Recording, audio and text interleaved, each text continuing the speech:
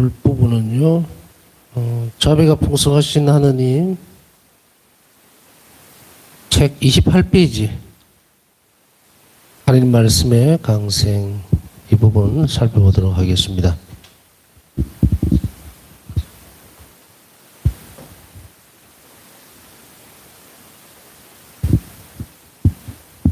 오늘은 강의를 준비하면서 두 가지 생각이 들더라고요.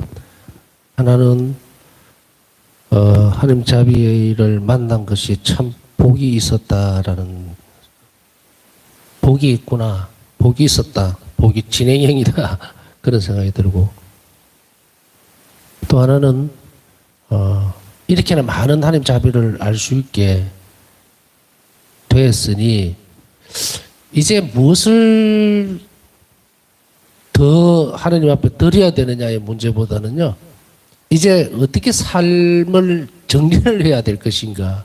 그래서 너 언제든지 나를 따라오너라 했을 때 얘 미련 없이 훌쩍 따라서 주님을 따라서 갈 수 있으려면 무엇이 꼭 필요할까를 생각을 해본 거예요. 여러분들 그런 생각해 보신 적 있으시죠? 오늘 저녁에 너 나를 따라가자 이렇게 했을 때 때때로는 그런 생각도 들어요. 왜 자꾸 죽음에 대한 이야기들을 하는 거예요. 근데 사실 죽는 게 아니거든요. 다른 삶으로 이제 옮겨가는 거죠.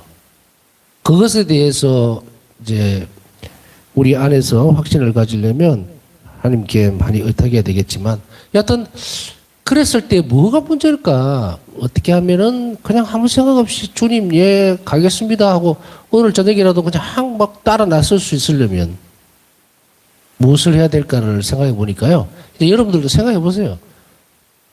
원 없이 자비롭게 살다가 가자, 이런 생각 드는 거예요.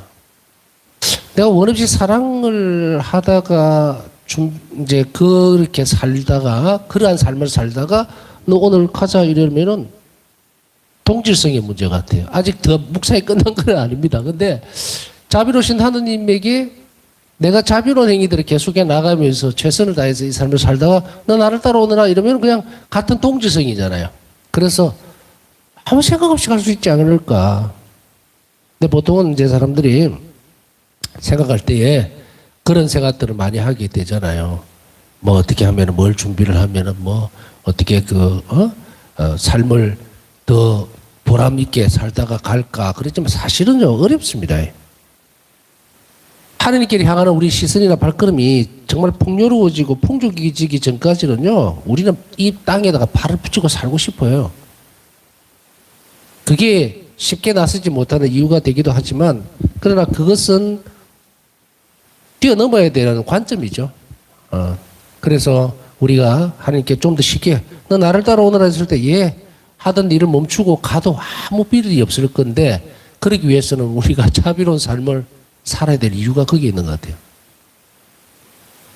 늘 깨어있어라, 늘 준비해라는 말이 그 말씀인 것 같고, 이런 말씀을 드리는 이유도 위령성월이고요. 또한 동시에 그냥 찬바람이 부니까 그런 생각이 드는 거예요. 얼마나 살 수 있을까? 얼마 안 남았겠다. 그런 생각들. 뭐 사실 그렇잖아요. 뭐 20년, 지금 뭐 20대도 아니고 30대도 아니고 40대도 아닌데 이제 80까지 산다 해도 20년 남짓? 그러니 뭘 하면 가장 확실하게 그냥 물 흐르듯이 갈까라고 했을 때에 내가 이 하나님 자비를 알게 된 것이 너무 행복하다. 그 말이에요. 제가 드리고 싶은 말. 여러분들 혹시 그런가? 그랬으면 좋겠다는 거예요. 그래서 이 자비의 바다 안에서 정말 마음껏 남은 생에 헤엄치다가 뭐 70에 가자 하든 80에 가자 하든 예 주님 이제는 제 할 일이 끝났습니다 하고 그렇게 그리워하던 예수님께 갈 수 있다면 우리는 이 삶이 참으로 올바르게 잘 접어들었다, 이렇게 말하고 싶은 거예요. 자비신심이 이처럼 중요한 겁니다. 이 현세의 삶과 우리가 지향하는 내세적인 삶을 연결하는 가장 중요한 다리예요. 내가 주님을 사랑하고 좋아하지 않는다면 뭐하러 굳이 그걸 기대하면서 살겠습니까? 이제 그런 의미에서 어제도 좀 말씀을 계속해서 강조해가 드렸던 것이 그 부분이에요. 오늘은 이제 바로 우리를 그렇게나 사랑하시던 또 사랑하셨고 또 지금도 사랑하시고 앞으로도 사랑해 주실 하느님, 그 하느님의 어떻게 되셨는가? 이 말씀이 사람이 되셨다. 사람이 되셨다는 이 부분에 대해서 는 앞에서 계속 설명을 해왔습니다. 원죄에 대해서 설명할 때도 그랬고, 우리는 정당성이나 당위성 문제를 확실하게 알아야만 시작이 되는 거예요. 시작점을 못 잡으면 안 됩니다. 그냥 믿는다고 해서 그냥 뭐 믿는 것보다 그렇게 되는 게 아니고, 적어도 딱 출발점을 잘 잡아내야 되는데, 이제 창조에 대한 첫 출발점을 잡아라 그랬죠. 그럼 창조됐다는 것을 분명하게 인식을 했어요. 이제 여러분들 믿음을 받아들이죠. 이제 받아들이지 못하고 못하면 안 됩니다. 그러면은 첫 번째 지점에서 출발을 못 해요. 그 다음에 두 번째로 가면은 그리스도의 탄생, 다시 얘기하면 하나님 말씀의 강생. 구약시대 때에 쭉 하나님께서 예언자들을 통해서 말씀으로만 하나님에 대해서 전달이 되었죠. 하나님에 대해서. 그러던 그 말씀이 이제 어떻게 된다? 사람이 되셨다. 강생, 태어나셨다 이 말이에요. 그러니 이제 말씀이신 바로 그분이, 말씀이신 그분이 바로 예수 그리스도이시다라는 말은 구약에 예언되어 왔던 그분이 바로 예수님이다 이 말이에요. 하나님께서 말씀하실 때 하나님의 말씀, 그 말씀이 누굽니까? 제2위 성자죠. 로고스. 그 성자께서 사람이 되셨다는 거예요. 이제 말씀이 사람이 되셨으니까 실제화가 됐죠. 그래서 어떤 때는 우리가 예를 들어서 이렇게 똑같은 비유는 아니지만 이 책이 만들어 자서전이란 말이에요. 누구의? A라고 하는 사람. 아니면 뭐 예를 들죠. 내가 이 책을 적었어요. 그리고 내 인생에 대해서 쭉 적어놨어요. 그럼 사람들 이 책을 보면서 누군가 이 말씀 이 책 안에 드러나는 이 인물에 대해서 궁금해할 거고, 어쩌면은 책을 다 읽고 나면 이 사람이 이런 사람이었구나라고 생각을 하게 되겠죠. 그런데 만일에 그 사람이 이제 내가 예를 들어서 책 출판을 하겠습니다 하고 사람들을 모아서 첫 미팅을 한단 말이에요. 그러면 딱 만나죠. 그러면 책에 있던 사람이 존재하게 되죠, 실제로. 책으로 읽었던 분이 저분이구나. 이렇게 되겠죠. 뭐 쉽게 얘기하면 그런 말입니다. 하나님 말씀이 강생이라는 말은. 그래서 말씀이 강생이 되시다. 그러니까 하느님께서 사람이 되셨다는 이것이 두 번째 출발점이 될 수가 있어요. 두 번째 출발점. 하나님이 사람이 되셨다. 왜냐하면 하느님이 사람이 되신 것 때문에 무지하게 복잡한 문제들이 생기게 됩니다. 우리가 잘 알고 있다시피 복음에 보면 어때요? 지금도 유대인들은 예수 그리스도의 존재에 대해서 인정 안 하죠. 아직도 기다리고 있단 말이에요. 이스라엘 지금 백성들, 이스라엘이라는 나라 그 백성들 안에는 아직 처녀들은 자기가 동정녀가 될 수도 있는 가능성이 있다고 다 생각하고 있단 말이에요. 지금 예언이 실은 안 됐다고. 구약의 어떤 그 부분, 유일신 사상이 딱 멈추어가 있죠. 계속. 그런데 이런 부분에서 훌쩍 건너뛰어서 오늘날에 있어서 말씀이 사람이 되셨다라고 하는 이 강생 사건, 이것을 내가 받아들인다는 것은 아주 중요한 두 번째 출발이라고 말씀드렸습니다.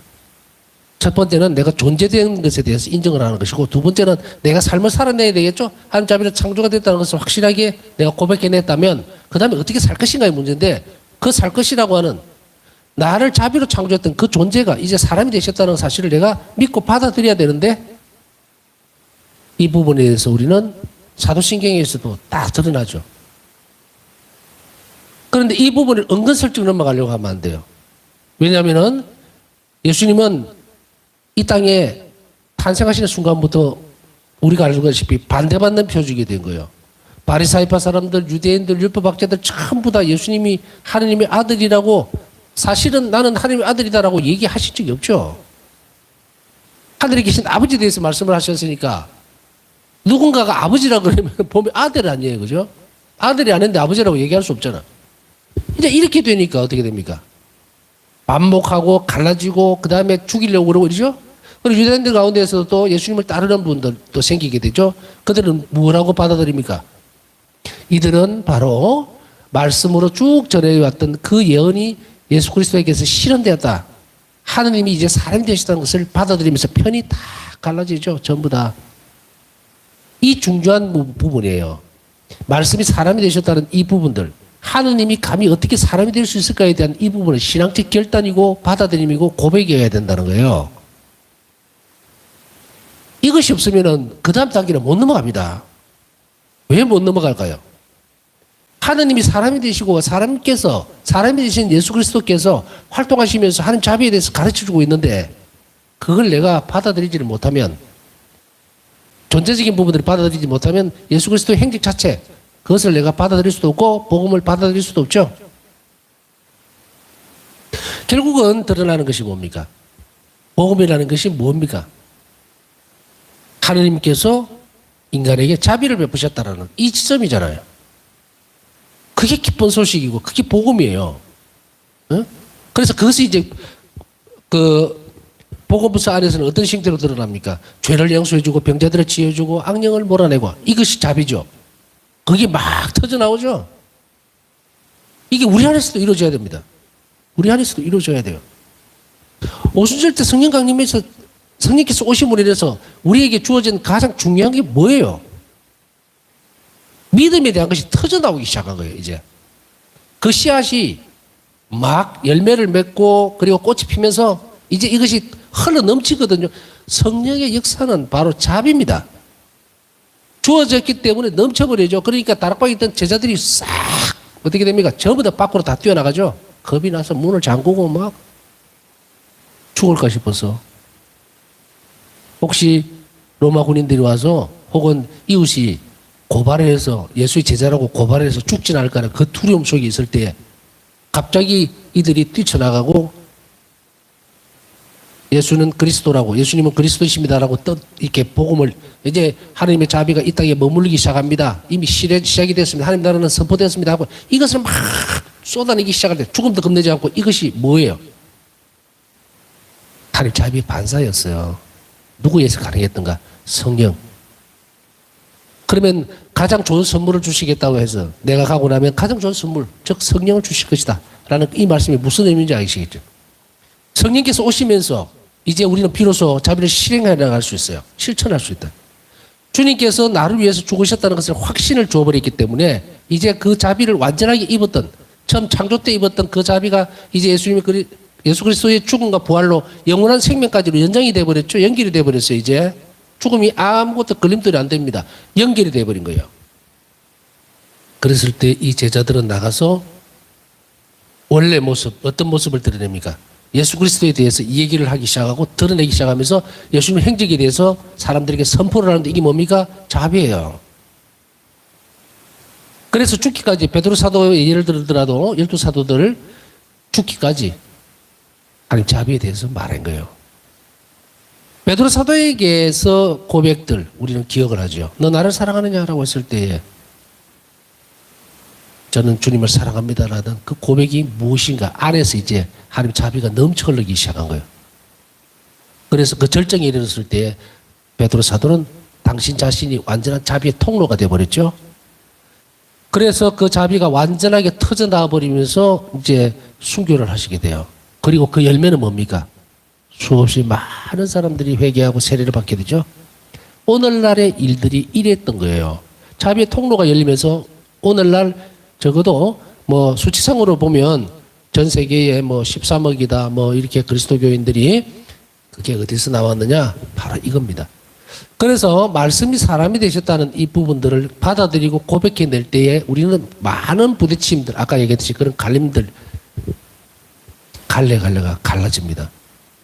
이제 우리가 하느님은 사람이 되신 하느님, 말씀이 되신 하느님에 대해서, 예수님께 대해서 자비의 현존, 그것으로 고백해낼 때 우리 각자는 어디에 놓이게 되냐면 악과 대치하게 됩니다. 이제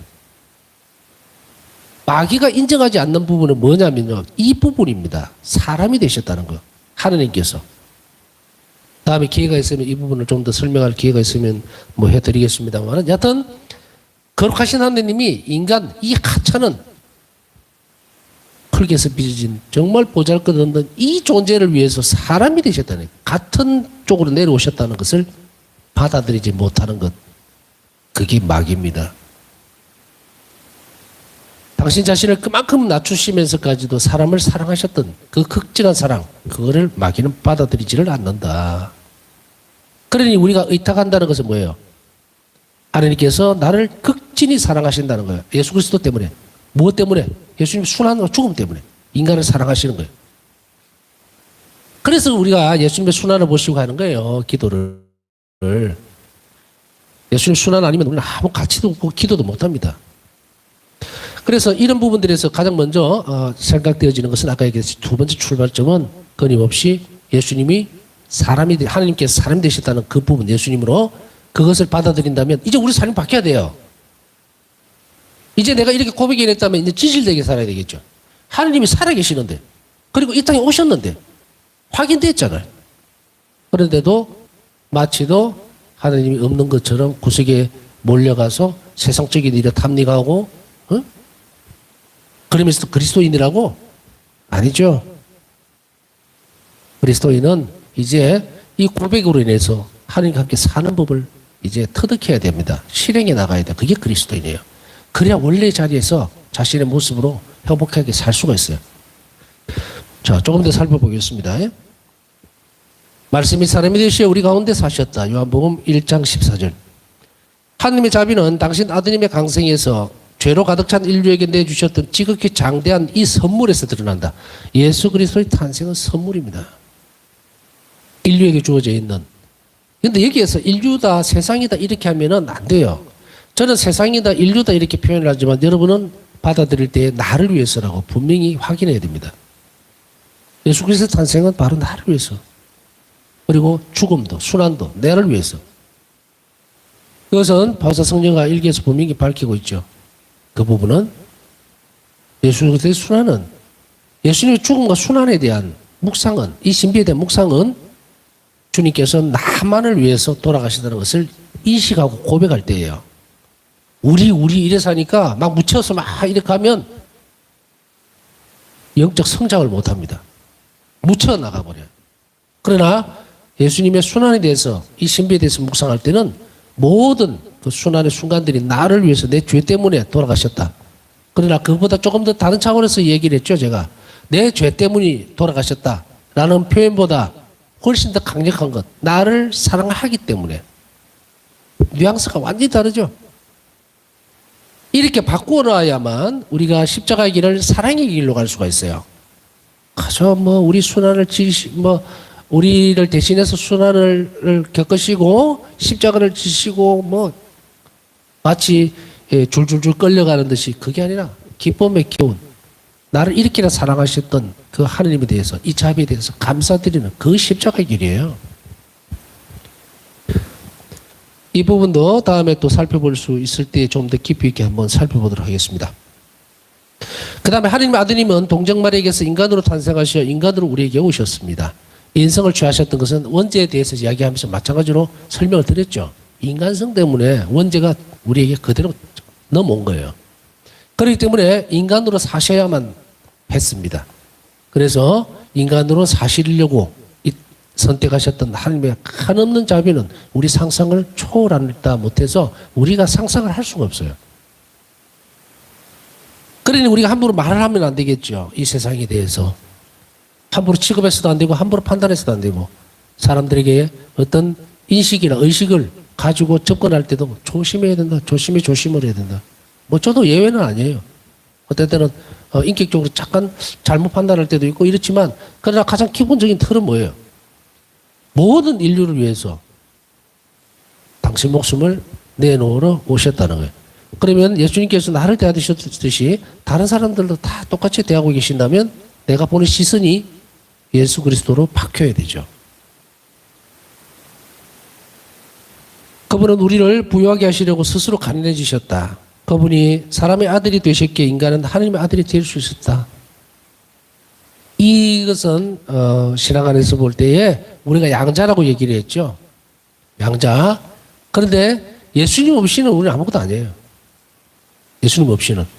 그래서 막 이렇게 보면 개신교에서도 이렇게 그런 단어들을 많이 쓰는 게, 예수를 힘입어, 예수를 입어, 이런 식으로 이제 막 어떤 성령을 힘입어 이런 식으로 막 쓰죠. 많이 쓰는 게, 그게 무슨 말이냐면 바로 예수님 때문에 이런 단어의 뉘앙스 차이인데, 우리가 명확하게 해야 할 것은 뭐냐면 바로 예수님께서 우리를 양자로 만들어 놓으신 거예요. 다시 얘기하면 예수님께서 사람이 되시니까, 아버지께서는 당신 아들이 사람이 되었으니 같은 인간성을 가지고 있는 이 인류를 어떻게 보시겠어요? 이제는 창조물이 아니고 피조물이 아니고 이제 양자로 받아들이시는 거예요. 그러나 분명한 사실은 우리가 뭐 알다시피 양자는 뭡니까? 자기 스스로는 아무 일도 못합니다. 그러나 양자가 되었을 때에 굉장히 중요한 부분이 뭡니까? 유산을 나누어 받을 수 있다. 상속을 받을 수 있다는 거예요. 양자도. 누구 때문에? 예수님 때문에. 그래서 예수님은 너무도 귀한 선물이에요. 물론 이 선물이라고 하는 것이 이 아버지께서 우리에게 주시려고 하는 이 상속이라는 게, 이 유산이라는 게 무엇일까요? 물론 천국의 삶도 포함이 되고 중요한 거는 현세적 삶이에요. 우리가 바뀐 거예요. 아버지께서 우리에게 주셨던 유산이라는 것은 창조물들이 전부 이 세상이잖아요. 그것이 나와 다 틀어졌다 그랬죠, 원죄 때문에. 이제 하나님께서 선물로 주셨던 이 모든 것들이 제자리를 찾아가는 거예요, 우리에게 있어서는.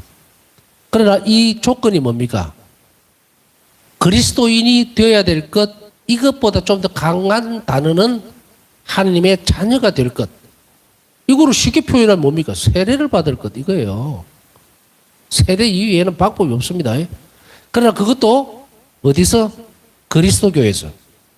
가톨릭 교회에서 정당하고 합법적인 세례를 받을 때에 비로소 하나님의 자녀가 될 수 있다, 이 말입니다.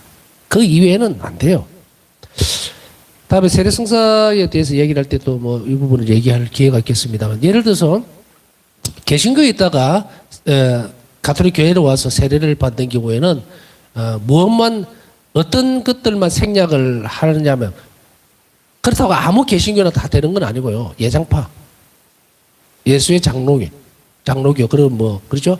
바로 이 예장파에 속해 있는 것만, 거기에서만 세례를 받은 것이 아니고, 거기에서 세례를 받은 사람들은 물을 붓는 예식만 생략을 하고, 기름 바르고 하는 모든 예식들은 다 해야 됩니다.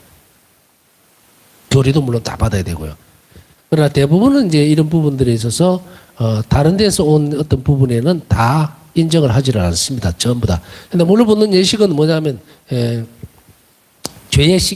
죄를 이제 씻는 예식이니까 그 부분들은 요르단 강에서 예수님도 물로서 세례를 받으셨고 세례지와도 물로만 세례를 줬잖아요. 그래서 요 부분 뒤에 이제 예식, 세례 예식들을 지금 다 다룰 수는 없는데 뭐 기름 바른 예식에다가 그다음에 안수에다가 제일 중요한 예식 중에 하나가 안수거든요. 성령께서 오셔야 되니까. 이런 부분들을 뒤에는 본질적으로 다 하게 되어 있습니다. 그리고 이 앞에 부분은 생략해도 된다라고 되어 있습니다. 여하튼 지금 세례 성사 설명하는 건 아닌데 바로 이렇게 사람의 아들이 되셨기 때문에 하나님께서 인간도 그 덕을 보는 거예요.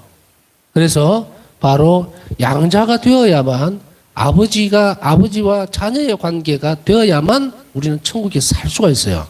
쉽게 얘기하면 삼위일체신 하나님 안에 우리가 영원한 생명 안에 동참할 수 있는 것은 자녀여야 된다는 거예요. 그게 조건입니다. 자식이 아닌데 가족으로 받아들일 수 없잖아.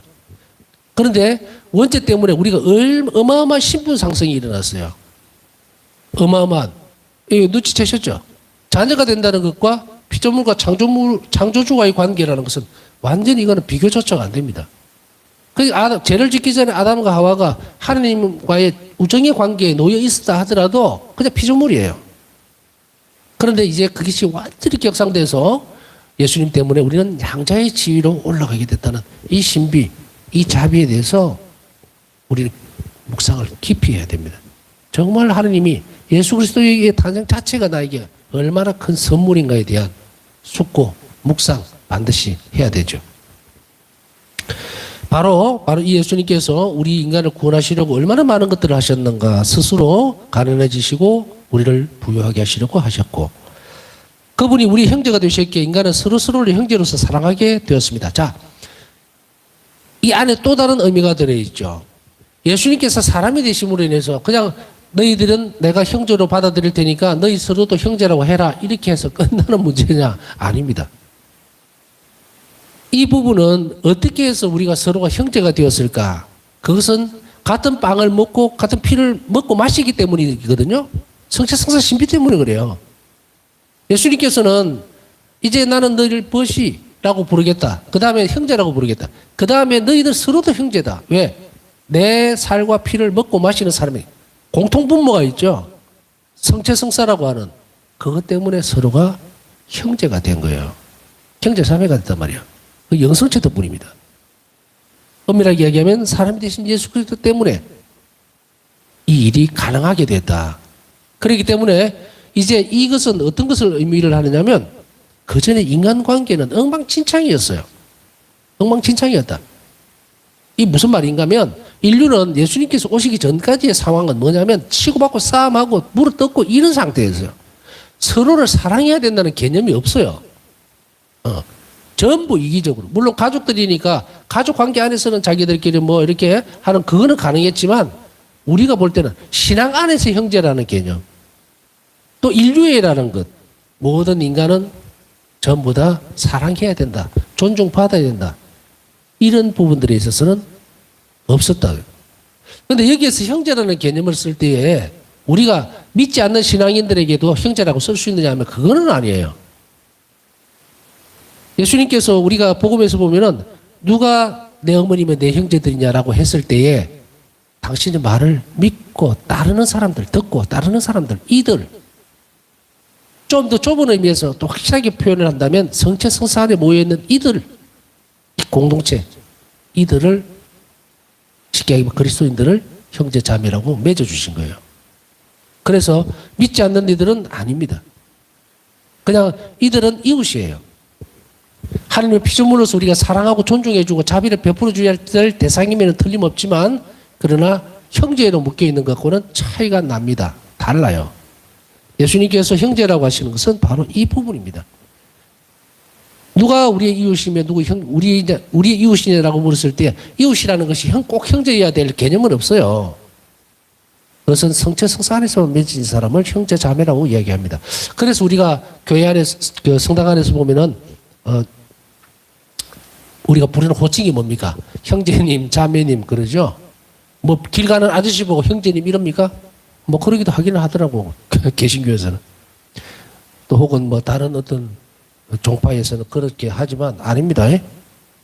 그래서 우리가 제가 이야기했죠. 전에 한번 지나가는 말로 그렇게 했지만 우리는 형제 자매라고 불렸을 때 형제님, 자매님이라고 부를 때 이 호칭 자체가 얼마나 거룩하고 그리고 하나님께서 원하시는 단어인지 모른다.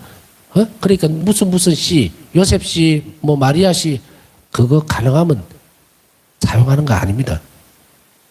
나이가 많고 적고를 떠나서 세례명으로 불러주고 형제님 존중이잖아요. 님 좀 붙었잖아. 또 조금 어린 사람들에게는 뭐 요셉 형제, 뭐 마리아 자매 이렇게 할 수 있겠죠. 그렇기 때문에 뭐 전에 사회적 개념으로 자꾸 들어오면 안 된다. 속화되지 않도록 조심하라고 한 게 그 부분입니다. 그래서 제가 전에 지나가면서 다시 강조했지만 뭐 오빠야, 언니야, 누나야 하지 마라 그랬죠 내가. 진짜로 피를 나는 분이 아니면 그렇게 부르지 마세요.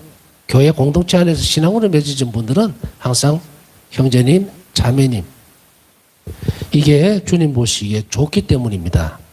형제 자매로 맺어진 것은 있다 이 말이에요. 그래서 우리는 피로 맺어진 형제 자매보다 훨씬 더 이제 그리스도의 말씀 안에서 그리고 무엇 안에서 성체 성사 안에서 머리신 그리스도를 중심으로 한 지체로서 그렇게 우리는 형제 자매로서의 사랑을 나누고 받아들일 수 있도록 이렇게 흔하게 되어졌다. 바뀌었죠. 바뀌었어요.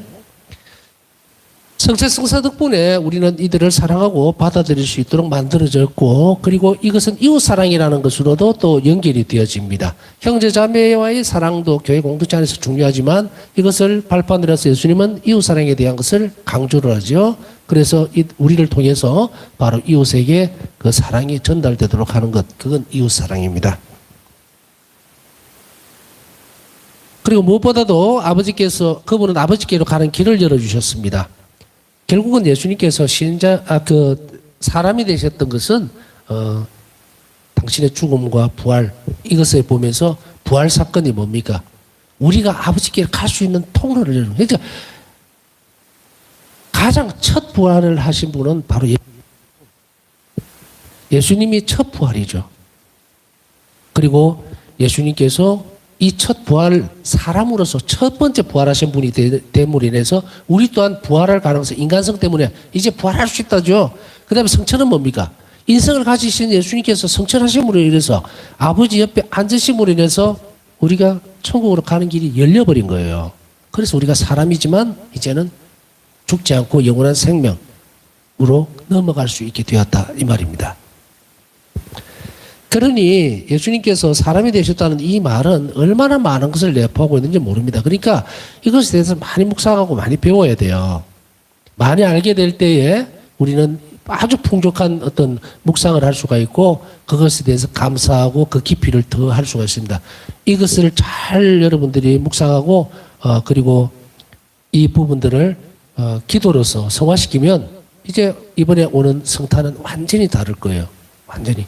아기 예수님께 경배 드릴 때 예수님인가? 오셨구나. 이게 아니고 정말 나를 위해서 이렇게 인간이 되셨고 나를 위해서 이렇게 보잘것없는 모습으로 보잘것없는 모습이라는 것은 피폐하고 너무도 가난한 모습 그 모습으로 나를 위로해주고 그렇게 되시기 위해서 이렇게 태어나셨구나. 그러면 달라지겠죠. 태도 자체가 성탄을 맞는 대림시기 자체가 달라져요. 예수 그리스도께서는 단지 이 땅에서 사셨을 뿐만 아니라 인간이 하나님께 돌아갈 수 있도록 복음을 선포하셨습니다. 그죠? 복음은 인간이 하나님께 돌아갈 수 있는 길을 열어주는데 그게 뭡니까? 의탁하는 태도와 자비로움. 하나님께 의탁하고 이웃에게 자비로워라. 이게 길입니다. 길. 하나님께 돌아갈 수 있는 길. 그것을 확실하게 드러내 주신 거예요. 구약에는 없습니다. 아버지께 돌아가는 길이 없어요. 그런데 고속도로같이 뻥 뚫어놓고 예수님께서 가르쳐 주시죠. 그래서 그냥 이 땅에서 사셨던 것이 절대로 아니다. 또한 그분은 병자들을 치유하셨고 죽음에서 생명으로 건너가셨으며 부활이죠. 죄인들을 용서하셨다. 즉 그분은 자비가 풍성하신 아버지 하느님의 현존을 드러내신 것이다. 아버지의 모습을 드러냈습니다. 현존을. 어떤 아버지? 자비로운 아버지. 죄를 용서해주고 받아주고 아픈 이들을 치유해주고 위로해주고 이것이 바로 아버지시다라는 것을 현존시켜줍니다. 그게 예수 그리스도께서 이 땅에서 사시면서 드러내 주셨던 모습이죠. 자, 이것을 우리가 잘 묵상하고 이 구원 사업 안에서 바로 예수님의 말씀이 사람이 되셔서 우리에게 드러내 주셨던 이 자비 그것을 내가 안에서 깊이 묵상하고 받아들이고 그것을 삶으로 살아갈 때 이제 예수님은 내 곁에서 사시기 시작하는 거예요. 그것을 우리가 잘 묵상하고 또 이것을 기준으로 해서 이제 아까 얘기했던 두 번째 출발점을 만들도록 그렇게 해야 합니다. 남은 시간 묵상하면서 이렇게 귀한 예수님을 우리에게 스스로 주신 아버지는 과연 어떤 분이실까? 얼마나 사랑이 넘치고 자비로우신 분이면 기꺼이 인간에게 당신의 자비를 드러내시기 위해서 성자를 주셨음에 감사하고 그 신비에 대해서 깊이 있게 묵상을 하도록 해야 되겠습니다. 필요 없는 정청하면서 남은 시간 묵상하도록 하겠습니다.